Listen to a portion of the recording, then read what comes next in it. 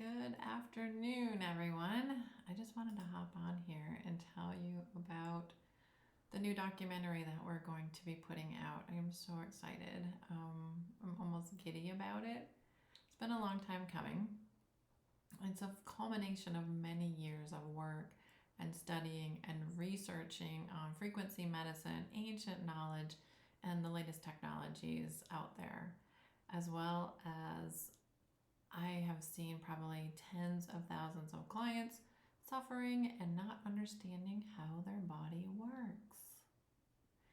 And it's been said that the reality we have is a result of consciousness, of the consciousness that we hold, right?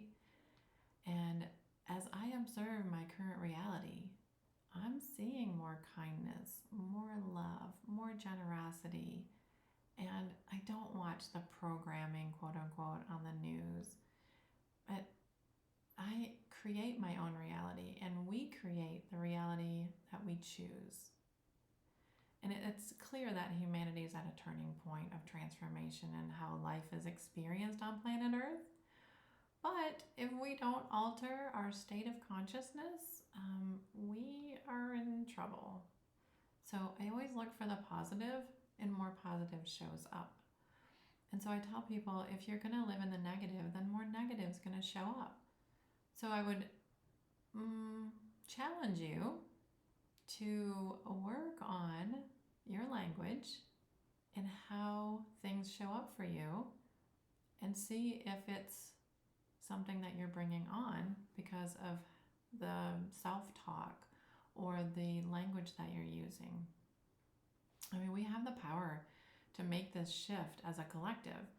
And at the same time, if we view this global crisis through a different lens, what does Wayne Dyer say? When you change the way you see things, the things you see will change. So this is also an amazing opportunity for us to make the changes to create the world we all want to see. And I know what I want to, quote unquote, see. And I just know that it's possible. And we are going to have so many lovely experts in the film. One of them will be Penny Kelly, and I'll give you a quote from her. "We can no longer look at changes as if we are innocent bystanders caught in the storm. We've each had input into the paradigm we see all around us, but we cannot make a new world without developing a new consciousness. And that requires deep introspection and change within each of us." Keyword here, within each of us. So we can change ourselves, and that will influence others to change. So lead by example. Be the change you want to see. We've all heard these things. Everything that is happening around us is a reflection of what's happening inside of us. The old systems and ways of doing things are outdated. Oh my gosh, they're so outdated.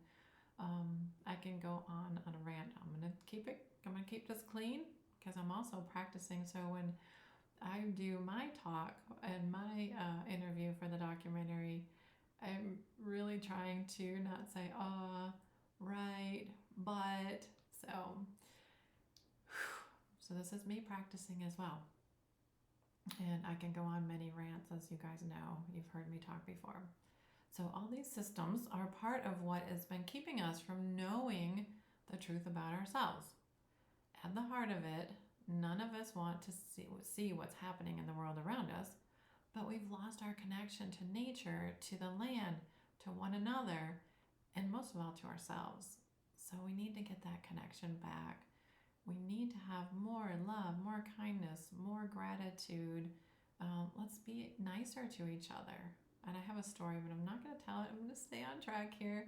I had a contractor over yesterday, and he told me a beautiful story about, a life story that he had. So staying on track. We need a collective awakening. We need to understand who we are and what we want our lives and our world to be, and what we want it to look like.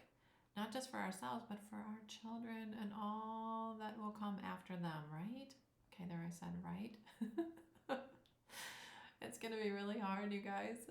Okay, but how do we do that in numbers large enough to make a difference? What does it require of us? How do we hold on to the decent human values that we were raised with, like compassion, support, gratitude, respect, and love for our fellow man? Where and how do we begin to create this new world and a new consciousness? And how different would our lives and our children's lives be? I believe that disease does not live in this type of consciousness. Disease doesn't live in love. Disease doesn't live in gratitude. These are the things we really need to embody. So the film is going to illustrate, and start showing us how to examine and unravel the beliefs that have held us in this bondage for so long. The belief that we are not powerful beings. And we're going to explain in the best way that we can how our search for the objective knowledge has come at a cost of a deeper, intuitive rapport with nature and our spiritual selves. We think of ourselves as individual, separate beings, but we're not separate. We are all one. And we know that. We are an integral part of nature, of everything on this planet, including each other. Get it? So I brought together, and I can't believe some of these people said yes. I was on Zoom calls with some of these, I'll call it the cast, and I thought, they're never going to say yes. They're not going to see this vision. And I was on these calls, and they were looking at me, and then said, I'm in. I love this. So I'm not going to start crying, because I usually do. So I brought together many wise experts, and I can't wait till you guys find out who they are. Different arenas: science, health, cognitive neuroscience, metaphysics, energy, health, law. We have an attorney, and love, to help us see the world through bigger eyes, to see what we are not seeing about ourselves, about humanity, about our planet, and about the cosmos, and share how we can renew our relationship with nature, reawaken to spiritual reality, and reclaim what the ancients already knew, that we are powerful beyond our wildest dreams. More soon.